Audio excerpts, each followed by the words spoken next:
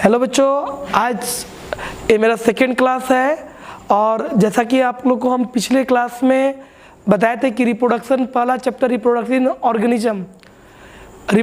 इन organism हम लोग start किए थे, जिसमें आपको हम पहला टॉपिक बताए थे लाइफ स्पान। ठीक है, आज बच्चों हम लोग सेकेंड टॉपिक देखने जा रहे हैं और ये जो टॉपिक है वो आपका है रिप्रोडक्शन। मीन्स रिप्रोडक्शन, जो चैप्टर का नाम है रिप्रोडक्शन इन ऑर्गेनिज्म। ओके, तो उसमें हम लोग पहला टॉपिक लाइफ स्पान देखे थे इस पिछले क्लास की वीडियो में, और आज हम लोग एक न्यू टॉपिक देखने जा रहे हैं जिसका नाम है रिप्रोडक्शन। ओके, तो बच्चों पहले है कि रिप्रोडक्शन मतलब क्या होता है। रिप्रोडक्शन क्या है? री मतलब अगेन, और प्रोडक्शन मतलब to produce, means again to produce मतलब आप जब अपने जैसे दिखने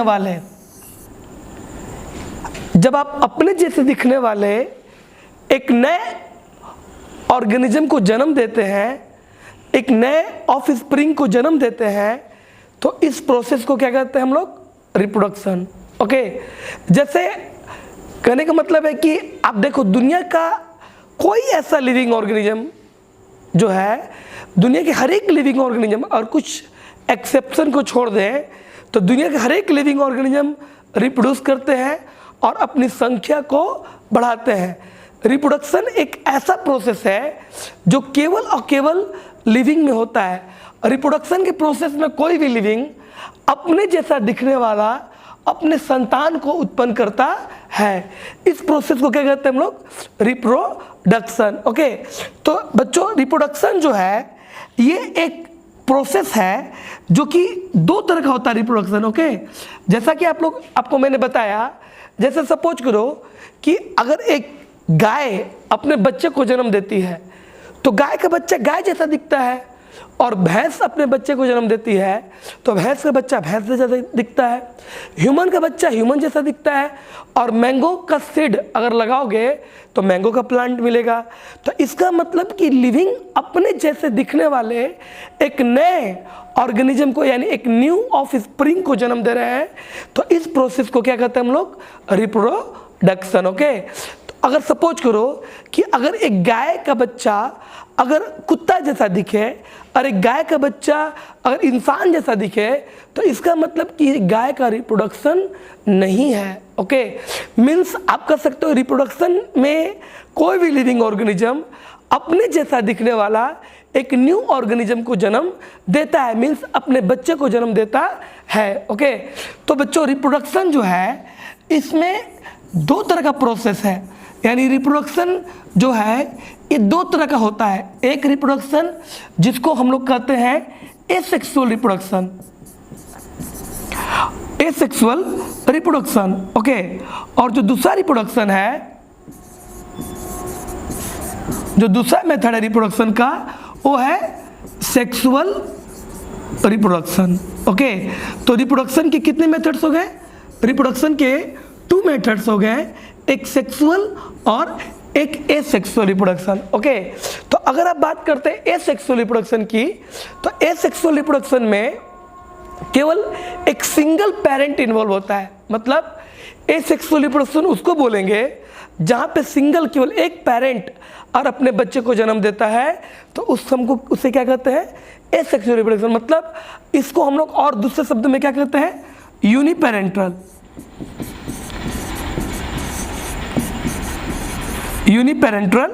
रिप्रोडक्शन। ओके, जब दो parent, means one is male and another is female, और दो पेरेंट अगर मिलकर अपने बच्चे को जन्म देते हैं तो इसे क्या कहेंगे? और बाई पेरेंटल रिप्रोडक्शन। ओके, तो मीन्स अगर आप ये देखें तो एसेक्सुअल रिप्रोडक्शन में सिंगल पेरेंट इन्वॉल्व है, केवल एक पेरेंट ही इसमें शामिल है, तो इसलिए इसको हम लोग यूनिपेरेंटल रिप्रोडक्शन कहते हैं।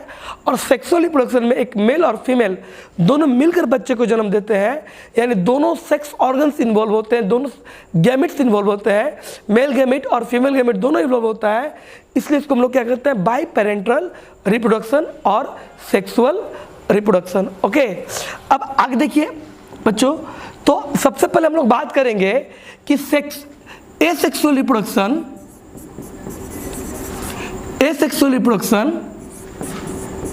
क्या है और इसकी क्या फीचर्स हैं, मतलब इसमें क्या हाइलाइट्स हैं, एसेक्सुअल रिप्रोडक्शन में क्या क्या खास बातें हैं। तो सबसे पहली बात कि एसेक्सुअल रिप्रोडक्शन में क्या है, सिंगल पेरेंट इन्वॉल्व है, सिंगल पेरेंट इन्वॉल्व है। ओके, दूसरी जो बात है उसमें यह है कि यहाँ पे कोई भी gamete, no need of gamete, या गैमिट की कोई भी आवश्यकता नहीं है, मीन्स न तो मेल गैमिट चाहिए स्पर्म और न ही फीमेल गैमिट ओवम, यानी इस रिप्रोडक्शन के प्रोसेस में गैमिट का आवश्यकता नहीं है। ओके, तीसरी बात जो है इसमें नो फर्टिलाइजेशन नहीं होता, गैमिट का फर्टिलाइजेशन नहीं होता है, नो फर्टिलाइजेशन ऑफ गैमिट, यानी गैमिट का कोई भी फर्टिलाइजेशन इसमें नहीं होता है। ओके, चौथा जो इसमें कैरेक्टर है कि इसमें नो जाइगोट इज फॉर्म, मतलब जाइगोट का निर्माण नहीं होता है, zygote is form, no zygote is formed. ये तो बेसिक चार जो मेन कैरेक्टर्स हैं किसमें, एसेक्सुअल रिप्रोडक्शन में। आप देख सकते हैं कि इसमें केवल सिंगल पेरेंट इन्वॉल्व है, यानी इसमें डबल पेरेंट मेल और फीमेल दोनों इसमें इन्वॉल्व नहीं है। दूसरी बात कि इसमें गैमिट्स की भी कोई आवश्यकता नहीं है, जैसे मेल गैमिट स्पर्म और फीमेल गैमिट ओवम या एग की इसमें कोई आवश्यकता नहीं है। इसमें फर्टिलाइजेशन नहीं होता, मीन्स मेल और फीमेल गैमेट फ्यूज नहीं करते, जाइगोट नहीं बनाते। Okay, no zygote is form, zygote नहीं बनाते हैं, इसलिए इसको हम लोग क्या कहते हैं, यूनिपेरेंटल रिप्रोडक्शन। ओके, और जो सबसे एक खास बात यह है इसमें कि जो बच्चे मीन्स जो ऑफ स्प्रिंग जन्म लेते हैं, इस मेथड से जो भी ऑफ स्प्रिंग, जो भी संतान उत्पन्न होते हैं, they are identical among them and they are also identical with their parent, मतलब जो इस प्रोसेस से जो ऑफ स्प्रिंग जन्म लेते हैं वो आपस में भी आइडेंटिकल होते हैं और अपने पेरेंट से भी हूबहू मैच करते हैं, इसलिए इनको क्या कहते हैं हम लोग, क्लोन कहते हैं। Means offsprings are identical, offsprings are identical among them and with their parents, ये आपस में भी आइडेंटिकल है और अपने पेरेंट्स से भी आइडेंटिकल है। ओके, इसलिए इसको हम लोग क्या कहते हैं, hence they are called, hence they are called, इसलिए इनको हम लोग क्या कहते हैं, क्लोन्स। इसलिए हम लोग क्या कहते हैं उनको, क्लोन्स। मीन्स आप देख सकते हो कि जो एसेक्सुअली प्रोड्यूस होते हैं, जो भी ऑफ स्प्रिंग जो एसेक्सुअली प्रोड्यूस होते हैं, वे आपस में और अपने पेरेंट से हूबहू मैच करते हैं, मतलब कंप्लीटली आइडेंटिकल होते हैं, इसलिए आप उनको क्या कहते हैं, आप उनको कहते हैं क्लोन। क्या बोलते हो बच्चों, आप उनको बोलते हो क्लोन्स। बच्चों आपने एक मूवी देखा होगा जिसमें रजनीकांत था, ऐश्वर्या राय बच्चन थी, उस मूवी का नाम है रोबोट।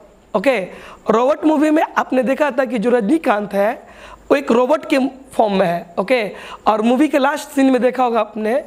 तो बच्चों मैंने बताया था आप लोग को कि जो उस मूवी में आपने क्या देखा लास्ट में, कि जो रजनीकांत है लास्ट में अपना कई कॉपी तैयार करता है, मल्टीपल कॉपी तैयार करता है, और जितने भी वो नया कॉपी तैयार करता है यानी न्यू रोबोट्स को तैयार करता है, क्योंकि उसको लास्ट में आपने देखा होगा मूवी में कि ऐश्वर्या को वो अपने ट्रैप में रखना चाहता है, अपने वश में रखना चाहता है। इसलिए वो क्या करता है कि वो अपना मल्टीपल कॉपी बनाता है अपने आप को प्रोटेक्ट करने के लिए। और देखे होंगे आप लोग उस मूवी में बच्चों कि जितने भी नए रोबोट बनते हैं वो सारे पुराने रोबोट की तरह ही दिखते हैं। मतलब उसमें आप देखे होंगे कि एक रोबोट ने कई मल्टीपल अपने जैसे आइडेंटिकल रोबोट को जन्म दिया। तो बच्चों उसी तरह से एसेक्सुअल रिप्रोडक्शन में क्या होता है कि जो भी पेरेंट्स जो एसेक्सुअल रिप्रोडक्शन से अपने बच्चे को जन्म देते हैं तो वो बच्चे आपस में तो आइडेंटिकल होते ही हैं, प्लस अपने पेरेंट्स से भी हूबहू मैच करते हैं। इसलिए हम उनको क्या कहते हैं, उनको हम लोग कहते हैं क्लोन्स। क्या कहते हैं बच्चों, हम लोग कहते हैं उनको क्लोन्स। तो बच्चों एक चीज़ और देखा जाए, हम लोग अगर एक चीज़ और देखें कि एसेक्सुअल रिप्रोडक्शन प्लांट्स में भी होता है और एसेक्सुअल रिप्रोडक्शन एनिमल्स और दूसरे ऑर्गेनिजम्स में भी होता है। लेकिन हम लोग सबसे पहले आज बात करेंगे एसेक्सुअल रिप्रोडक्शन इन प्लांट्स। और एसेक्सुअल रिप्रोडक्शन अगर प्लांट्स में होता है बच्चों तो इसको हम लोग कहते हैं वेजिटेटिव प्रोपोगेशन। क्या कहते हैं, वेजिटेटिव प्रोपोगेशन। और वेजिटेटिव प्रोपोगेशन ये दो तरह का होता है, एक नेचुरल और एक आर्टिफिशियल। एक मीन्स एक नेचुरली अपने आप होता है नेचर में, और एक हम लोग करते हैं जो कि ह्यूमन का उसमें कंट्रीब्यूशन होता है। ये दो तरह का रिप्रोडक्शन हम बताएंगे आपको, एक नेचुरल वेजिटेटिव प्रोपोगेशन और एक आर्टिफिशियल वेजिटेटिव प्रोपोगेशन। तो देखिए ये बोर्ड पे आपके सामने कुछ फिगर्स हैं। ये एक ऊपर का जो फिगर दिख रहा है वो पोटैटो बल्ब का है, यानी आलू का ट्यूबर है। ओके, पोटैटो का ट्यूबर है और उसमें आप देखते तुम लोग कई बार देखो घर में भी आलू आता है तो आप लोग देखोगे आलू में कई गड्ढे होते हैं, छोटे छोटे गड्ढे होते हैं। तो उन गड्ढों को कहते हैं हम लोग आई बर्ड्स। क्या कहते हैं, आई बर्ड्स। और इन्हीं गड्ढों से अगर आप उस आलू को अगर मिट्टी में अगर रोपते हैं और अगर कंडीशन फेवरेबल रहता है, मीन्स अगर मान लो कि उसका एक सही सीजन है, एक सही क्लाइमेट है, मीन्स सही टेम्परेचर है, मिट्टी में वाटर का ह्यूमिडिटी मीन्स मॉइस्चर वगैरह भी सही मात्रा में है, टेम्परेचर अप्रोप्रिएट है, तो आप देखोगे वो आलू का जो बड है ना, जो आलू का जो ट्यूबर आपने लिया है उस पर जो आई बर्ड्स हैं उससे न्यू प्लांट्स डेवलप हो जाते हैं, ये नेचुरली। तो इस प्रोसेस को हम लोग क्या कहेंगे, नेचुरल वेजिटेटिव प्रोपोगेशन, जिसमें आप करें ना करें, आपका कोई कंट्रीब्यूशन हो ना हो, ये नेचर में खुद इस तरह से प्लांट अपनी संख्या को बढ़ाते हैं, अपने आप को प्रोपोगेट करते हैं। ओके, आप ये देखिए जिंजर्स में क्या आप क्या देखते हैं, जिंजर में या टर्मरिक में उसका हम लोग अंडरग्राउंड स्टेम खाते हैं, यानी जिंजर का जो भाग आप खाते हैं, जिंजर का यानी अदरक का और हल्दी का जो भाग खाते हैं वो उसका ये अंडरग्राउंड स्टेम आप खाते हैं। ओके, तो अंडरग्राउंड स्टेम पे राइजोम्स होते हैं। देखिए ये सब राइजोम्स हैं जो आप देख सकते हैं इमेज में, ये सब राइजोम्स है। ओके, तो अगर ये राइजोम्स खुद टूटते हैं या इसी राइजोम से एक न्यू प्लांट्स डेवलप होता है। आपने देखा होगा कि जो किसान अदरक या हल्दी उगाते हैं अपने खेतों में, तो किसान क्या करते हैं, मान लो कि खुरपी से या कोई दूसरे औजार से अगर अदरक को कबाड़ते हैं या हल्दी को नीचे ज़मीन से निकालते हैं, तो कई बार क्या होता है ना कि खुरपी से उस अदरक का कुछ पार्ट कट जाता है और कट कर ये मिट्टी के नीचे रह जाता है। किसान को भी मतलब ज़्यादा नहीं रहता, क्यों, इसलिए क्योंकि उसको पता है कि उतना छोटा टुकड़ा को निकाल कर करेगा क्या, वो मार्केट में बिकेगा भी बहुत मुश्किल से, इसलिए किसान उसके लिए बहुत ज़्यादा वरीड नहीं होता है, उसको मिट्टी में ही छोड़ देता है और छोटा टुकड़ा है तो। और अगले साल और किसान चाहे उस पर ध्यान दे ना दे, जैसे उसका एक सीजन आता है, टेम्परेचर फेवरेबल होता है, फिर से उसको एक अप्रोप्रिएट कंडीशन मिलता है, तो वो जो कट जो राइजोम है उससे ही एक न्यू प्लांट्स अदरक का डेवलप हो जाता है मिट्टी के नीचे। पहले किसान उसको पानी दे नहीं दे, उसको फर्टिलाइजर दे या नहीं दे, उससे मतलब नहीं, लेकिन मिट्टी अगर मॉइस्ट है और टेम्परेचर फेवरेबल है और बाकी कंडीशन भी फेवरेबल है, तो आप देखोगे उसी कट जो राइजोम है जो मिट्टी में पड़ा था, जो पिछले साल किसान ने नहीं निकाला था, उसी से एक न्यू प्लांट्स डेवलप हो जाता है। ये तो हो गया, उसमें आर्टिफिशियल मेथड यूज हो गया क्योंकि आपने उसको काटा। बट अगर आप नहीं भी काटोगे ना, और कोई अदरक का पौधा और मिट्टी में लगा है और उसका सीजन ख़त्म हो जाए, मतलब उसका ग्रोथ सीजन पार हो जाता है, तो प्लांट वो येलो हो जाता है, मर जाता है, यानी प्लांट पुराना हुआ, येलो हुआ, मर गया। लेकिन अगर बच्चों अगर उसका जो उसका स्टेम, अंडरग्राउंड स्टेम जो मिट्टी में पड़ा हुआ है, तो अगले साल उसी समय उसी मंथ में आप देखोगे, यानी उसी के सीजन में आप देखोगे जो अंडरग्राउंड जो दबा हुआ था उसका स्टेम, उससे कई न्यू प्लांट्स निकल जाते हैं। तो this all are the asexual reproduction, जिसमें कि 2 पेरेंट की आवश्यकता नहीं है, तो सिंगल पेरेंट ही अपने बच्चों को जन्म देता है, यानी एक सिंगल पेरेंट से उसके कई ऑफस्प्रिंग उत्पन्न होते हैं। तो this is asexual reproduction. Okay, ये देखो अदरक में, सॉरी एगेव मीन्स लहसुन में और ऑनियन में आप क्या देखोगे, उसका बल्ब यानी न्यू प्लांट निकलते हैं उसके बल्ब से। आप देखिए जो ऑनियन का जो पार्ट खाते हैं, या आप किसी गार्लिक का जो पार्ट खाते हैं, लहसुन का, उसका बल्ब होता है। ओके, तो बल्ब जो आप अगर बल्ब को लगाओगे मिट्टी में, या आपने ऊपर का प्लांट का उसके पत्ता खा लिया, मतलब कि आप देखेंगे कि हम लोग लहसुन और प्याज का पत्ता भी खाते हैं। तो मान लो कि कोई किसान ने केवल पत्ता को ऊपर से काट दिया, ओके, और उसका जो अंडरग्राउंड लीफ था, यानी उसका बल्ब को छोड़ दिया मिट्टी के नीचे ही, ओके, और अगले साल उसके सीजन जब रिटर्न होंगे तो उस बल्ब से न्यू प्लांट्स इमर्ज हो जाएगा, नया प्लांट निकल जाएगा। ओके, उसके बाद बच्चों देखो ये प्लांट है ब्रायोफाइलम। ओके, ये ब्रायोफाइलम का प्लांट है, और ब्रायोफाइलम के प्लांट में उसके पत्ते से मीन्स उसके जो ये लीव्स दिख रहा है, लीव्स से न्यू लीव्स और रूट डेवलप होते हैं। तो मीन्स ब्रायोफाइलम का एक ग्रीन लीफ जो अपने मदर प्लांट से अटैच है, मतलब एक पत्ता जो खुद अपने मदर प्लांट से अटैच है, टूट कर गिरा नहीं, और वो पत्ते, उस पत्ते के ऊपर भी कई new leaf, roots, stem develop हो जाते हैं। और जब आप उस पत्ते को जब मिट्टी में लगाते हो तो उससे नए नए प्लांट्स डेवलप होते हैं। तो यानी पत्ते से एक कई प्लांट्स डेवलप हो जाते हैं। किस प्लांट में? ब्रायोफाइलम, जिसको पत्थर चट्टा भी कहते हैं। इस प्लांट को हम लोग पत्थर चट्टा भी कहते हैं, और इसके पत्ते थोड़ा मोटे होते हैं और कई दिनों तक ये गिरते नहीं हैं। ओके, और पत्ते के ऊपर जो उसका नोज है, उसका किनारा है, उस किनारे से नए नए प्लांट्स निकल जाते हैं, उसमें नए नए रूट्स वगैरह भी होते हैं। और ये पत्ता अपने मदर बॉडी से कट कर गिरता है ज़मीन पे, तो एक पत्ते से कई प्लांट्स निकल जाते हैं। ओके बच्चों, ये प्लांट्स है ब्रायोफाइलम। ये जो प्लांट आपको दिख रहा है बच्चों, ये वाटर हायसिंथ, इसको जलकुंभी कहते हैं। आप लोग देखे होंगे जलकुंभी का पौधा जो है वैसे जगह पे मिलता है जहाँ पे पानी डिपॉजिट हो, पानी इकट्ठा हो, पानी का निकासी नहीं है कहीं, और उस मान लो कि उस प्लॉट पे मोहल्ले का पानी गिरता हो, उसमें बाथरूम का पानी, किचन का पानी आता हो, तो उससे क्या होता है कि उस पानी में न्यूट्रिशन की मात्रा बढ़ जाती है, और उससे ये प्लांट जिसका नाम है वाटर हायसिंथ, ये एक वीड प्लांट है, एक अनवांटेड प्लांट है, जो कि आपको उस पानी में डेवलप हो जाता है। ठीक है, ओके। तो इस प्लांट में क्या देखोगे, इसका अंडरग्राउंड स्टेम जो ऑफसेट कहलाता है, देखिए ऑफसेट ये अंडरग्राउंड स्टेम है।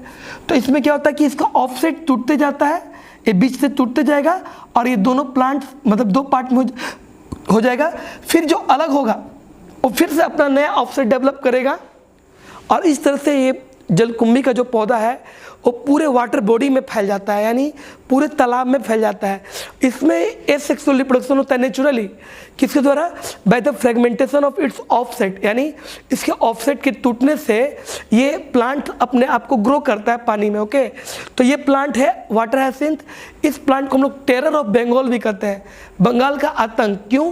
क्योंकि ये प्लांट, इसका भारत में ऑरिजिन बंगाल से हुआ है, और ये प्लांट इसको मंगाया गया था ब्रिटेन से। वहाँ पे इस प्लांट को गमले में लगाया जाता है, क्योंकि वहाँ का कंडीशन इसके लिए अनफेवरेबल है। लेकिन जब इस प्लांट को इंडिया मंगाया गया, और इंडिया में विक्टोरिया मेमोरियल पैलेस जो आपको वेस्ट बंगाल में है, कलकत्ता में, जब इंडिया में ब्रिटिश रूल था और यहाँ का राजधानी पहले कलकत्ता हुआ करता था, तो उस समय वहाँ की जो महारानी थी विक्टोरिया, उसने इस प्लांट की खूबसूरती के कारण इसको ब्रिटेन से मंगाया था इंडिया। ओके, और इस प्लांट में जो इसका पानी में जो फ्लोटिंग स्टेम है, इसका जो अंडरग्राउंड स्टेम है, जिसको बोलते हैं ऑफसेट, तो ये ऑफसेट के द्वारा ये प्लांट कनेक्टेड होते हैं, लंबा बड़ा प्लांट कनेक्टेड हो जाता है अंदर में ऑफसेट के द्वारा। तो इसका ऑफसेट टूटता है और ये प्लांट ये एक दूसरे से डिटैच होता है, और जो डिटैच हुआ उसने अपना नया ऑफसेट बनाया, और इस तरह से पूरे प्लांट इस वाटर बॉडी में फैल जाते हैं।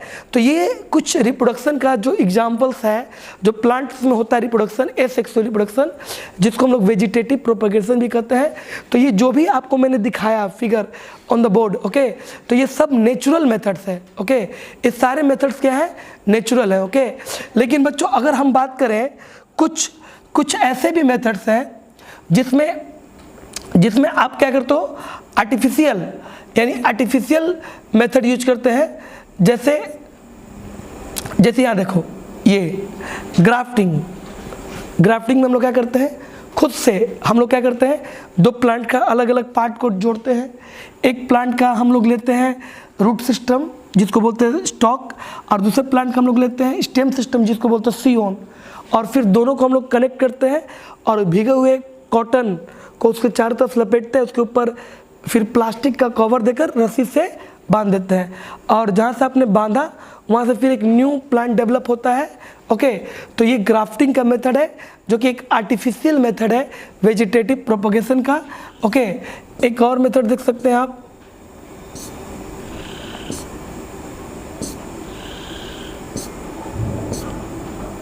देखो इस मेथड को देखिए, ओके।